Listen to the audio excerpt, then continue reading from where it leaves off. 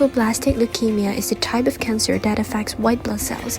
It progresses quickly and aggressively and requires immediate treatment. Although it may seem to be rare, it actually affects 25% of cancer in children under 15 years old and 19% of malignancies in adolescents between 15 to 19 years old. Despite a high cure rate after first treatment for children and adolescents, 10 to 15% of patients will experience relapse. Luckily, with the advancement in biotechnology, CAR-T therapy has been introduced in recent years for refractory or relapse stage of leukemia. One of the famous exemplars is the former Hong Kong beach volleyball team member Mr. Lau. His 4-year cancer journey was difficult but encouraging.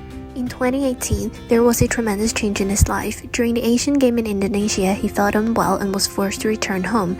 This was the time he was diagnosed with ALL. In February 2019, he received a bone marrow transplant from his older sister and several rounds of chemotherapy, which brought him to remission. Although his situation has finally improved, he was struggling with his financial condition. He has no income since December 2018 and works really hard to study and get the coach licensing. However, misfortune never comes alone. Due to the pandemic, his coaching has to stop, which further increased his financial burden. And sadly, in July 2019, his cancer recurred, leading to further 4 rounds of chemotherapy, and these cost him $500,000 more. In 2020, Mr. Lau and the medical team have made a life-changing decision, as there were 84% tumor cells shown in Mr. Lau's bone marrow checking. The medical team decided to give it a try. Mr. Lau was the first to receive CAR-T cell therapy treatment in Hong Kong. On the 9th of September, the hospital authority approved the emergency use of it. And on the same day, blood samples of patients were collected and underwent leukapheresis, and the isolated T cells were then frozen. On the 17th of September, as there are no approved manufacturing facilities in Hong Kong yet, collected samples have to be transported to the US for further processing. His samples went through 10 to 14 days of production and was sent back to Hong Kong on the 15th of October. The whole process took around 6 to 8 weeks and cost $2.6 million. The CAR-T cell products were then infused back to Mr. Lau, and he was finally discharged in December.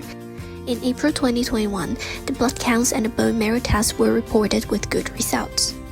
During this period, he was not only fighting against the disease, but also working so hard to fight for financial support. As mentioned, the treatment cost $2.6 million, which was an unaffordable price for most of us.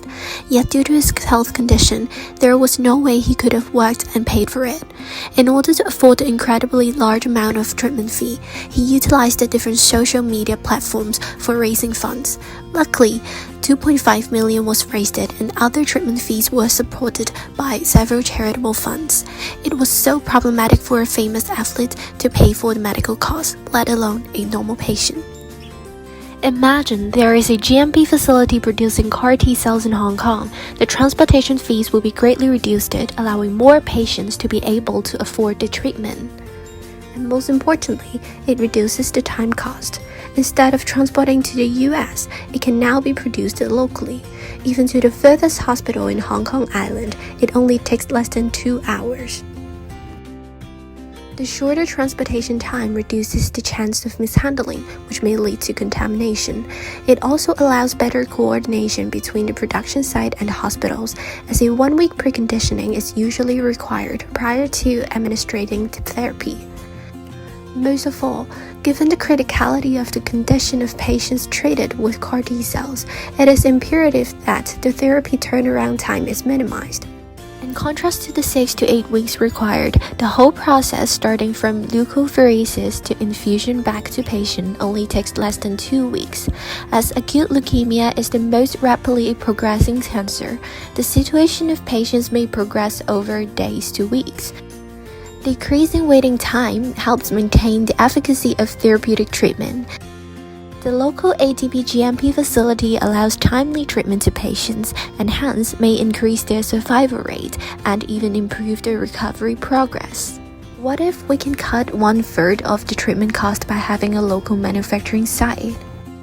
This allows more people to be able to afford it, providing more patients a life-changing opportunity. And what if there is government funding to support them? The advancement in biotechnology has certainly brings hope to patients, but without sufficient financial support, most eligible patients are not able to get cardiac therapies. Only if the government provides funding to support the use of these advanced therapy products, we can really ensure the equality of receiving suitable treatments in every patient. Therefore, it is hoped that an ATP GMP facility in Hong Kong can be approved in the near future to bring what-ifs into reality, to bring hope and solution to patients.